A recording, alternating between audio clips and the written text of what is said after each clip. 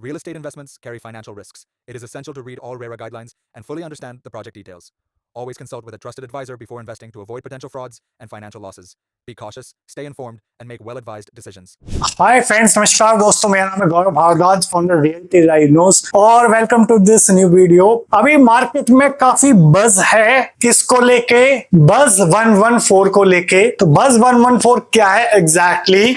तो 114 सेक्टर हो गया कमर्शियल सेक्टर द्वारका के एक्सप्रेसवे के पास, और वहां पे एक नया प्रोजेक्ट आया है, नया लॉन्च आया है जिसका नाम है बज 114। और किसका प्रोजेक्ट है ये रीच बिल्डर का। और यहाँ पे कंप्लीट डिटेल्स, कंप्लीट इंफॉर्मेशन मैं आपके साथ शेयर करने वाला हूं कि बज 114 के अंदर आपको इन्वेस्टमेंट करना चाहिए या नहीं करना चाहिए, करना चाहिए तो क्यों करना चाहिए, और अगर नहीं करना चाहिए तो क्यों नहीं करना चाहिए। सो मेक श्योर इस वीडियो को आप बिल्कुल लास्ट तक देखना, एंड तक देखना, सो दैट आपको कंप्लीट क्लैरिटी मिल जाए एसईओ के कॉन्सेप्ट से लेके, इस प्रोजेक्ट के कॉन्सेप्ट से लेके, और इस पूरे एरिया का जो फ्यूचर ग्रोथ पोटेंशियल है उसको लेके आपको कंप्लीट क्लैरिटी मिल जाए। तो चलिए वीडियो की शुरुआत करते हैं। तो प्रोजेक्ट है यहाँ पे, ये आपका Dwarka expressway, you can see here, और ये है आपका अपर द्वारका एक्सप्रेसवे जो एक्सप्रेसवे के बिल्कुल पैरेलल जा रहा है। और द मोमेंट यहाँ पे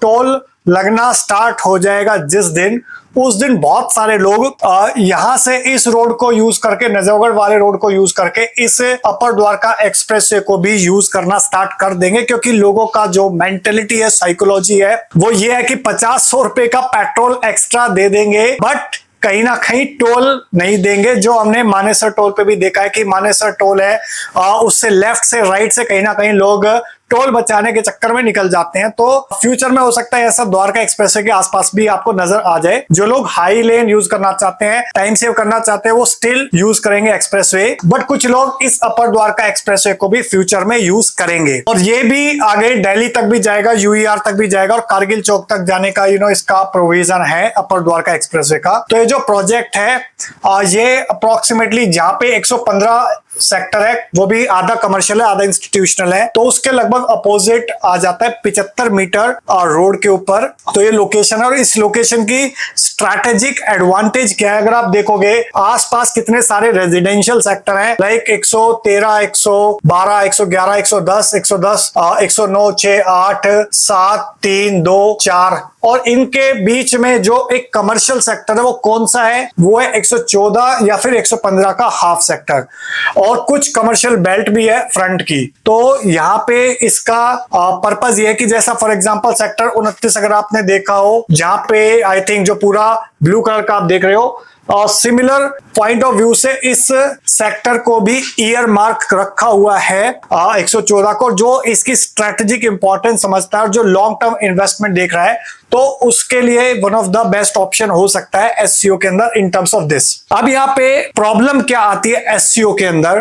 2-3 मेजर प्रॉब्लम आती है एससीओ में, और इसके अंदर वो प्रॉब्लम है या नहीं है वो भी मैं आपको बताऊंगा। यहाँ पे अगर आप देखोगे 114 के अंदर काफी एससीओ के प्रोजेक्ट्स हैं, लाइक एमआर का प्रोजेक्ट है ईबीडी 114, ईबीडी 114 नेक्स्ट, पारस के एससीओज हैं, आपका M3M के भी 2 एससीओज हैं, 114 मार्केट और 114 एक्सप्रेसवे, फिर स्पेस का भी एससीओ है। तो उन सारे बीच में एससीओ में इसके अंदर ऐसी क्या यूनिकनेस है कि आपको ये क्यों लेना चाहिए? तो देखिए एससीओ तो बहुत सारे, बट मोस्टली जो है वो प्लॉटी डेवलपमेंट है, ओके। और प्लॉटी डेवलपमेंट है तो वहां पे डेवलपमेंट बिल्डर के एंड से तो हो जाता है, बट प्रॉब्लम क्या आती है कि जिन लोगों ने इन्वेस्टमेंट के पॉइंट ऑफ व्यू से लिया हुआ है, कैपिटल एप्रिसिएशन के हिसाब से, वो तो चलो ठीक है, बट जिन लोगों ने रेंटल रिटर्न के पॉइंट ऑफ व्यू से लिया है, तो बहुत सारे लोग सिर्फ प्लॉट को एज एन इन्वेस्टमेंट करके छोड़ देते हैं, बनाते नहीं है, और जिसकी वजह से मार्केट नहीं चलती, और जिसकी वजह से या कुछ लोग बनाएंगे, कुछ लोग नहीं बनाएंगे, जो लोग नहीं बनाएंगे उसकी वजह से जो लोग बनाएंगे वो भी शायद सफर करेंगे, ठीक है। तो यहाँ पे क्या है कॉन्सेप्ट की आपको यहाँ पे बनाना कंपलसरी है। प्लस एक और इंपॉर्टेंट चीज है जो यहाँ पे सॉल्व कर रही है, वो 2 तरीके से सॉल्व कर रहा है रीच। यहाँ पे पहली चीज तो ये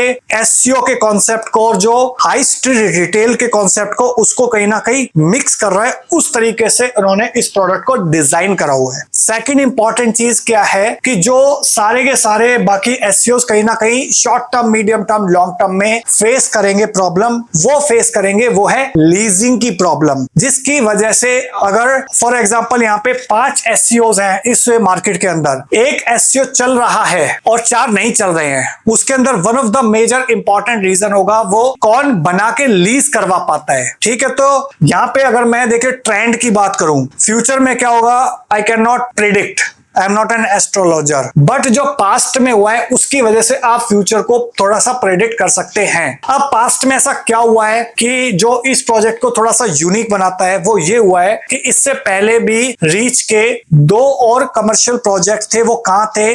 वो थे आपके सेक्टर 69 में सोना के पास, अप्रोक्सीमेटली यहाँ पे 69 में, और जो कि आपने शायद नाम सुना हो और देखा भी हो, वो था आपका एरिया मॉल, जो कि one of the famous landmark है सोना रोड का, और सेकंड जो है वो है 3R सेक्टर 69 के अंदर ही। अब उन दोनों के अंदर almost 95 to 100% leased out property है वो, ओके। और प्रत्यक्ष को प्रमाण की आवश्यकता नहीं होती, तो वो प्रत्यक्ष है, वो दिखता है कि फॉर एग्जांपल 3R का प्रोजेक्ट है सेक्टर 69 में, तो उसके ठीक सामने ही आपका प्रोजेक्ट आ जाता है इसका एलान इपिक। एलान इपिक आधे से 80% खाली पड़ा हुआ है और ये लगभग 90-95% लीज्ड आउट है, उसके साथ साथ प्रोजेक्ट हैं। तो वो क्यों है? Because of their strong leasing, okay, जिसकी वजह से प्रॉपर्टी साथ की साथ में ही है, लोकेशन में कोई फर्क नहीं है, बिल्डर भी फर्क नहीं है, प्रोडक्ट भी दोनों ने बना दिया, बट एक ने लीज करके चला दिया और दूसरे ने लीज करके वो नहीं चला पाया as on date.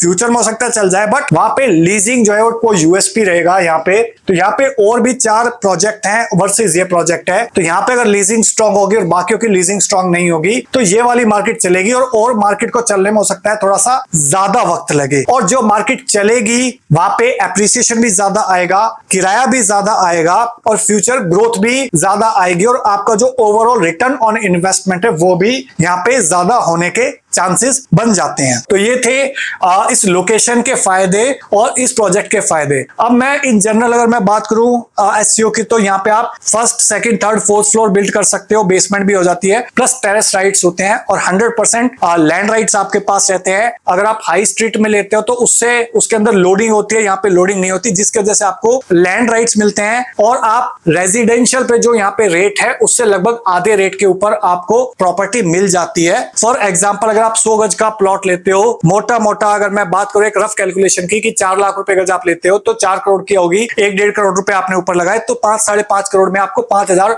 Square feet area मिल जाता है। तो लगभग 10-12 हजार रुपए पर स्क्वायर फीट का रेट आता है। और यहाँ पे जो नए लॉन्चेस आ रहे हैं उसका रेट क्या है रेजिडेंशियल का, वो रेट क्या है लगभग मरे से मरा 16-17-18 हजार रुपए मिनिमम है यहाँ पे। इससे ठीक पास में 108 में शोभा है, उसकी रीसेल सेकेंडरी मार्केट में रीसेल जो है वो लगभग 21-22 हजार रुपए पर स्क्वायर फीट पे पहुंच चुके हैं। तो यहाँ पे 108 में रेजिडेंशियल प्रॉपर्टी आपको मिल रही है 22 हजार रुपए पे, यहाँ पे आपको कमर्शियल प्रॉपर्टी मिल रही है 10 हजार रुपए पर स्क्वायर फीट पे।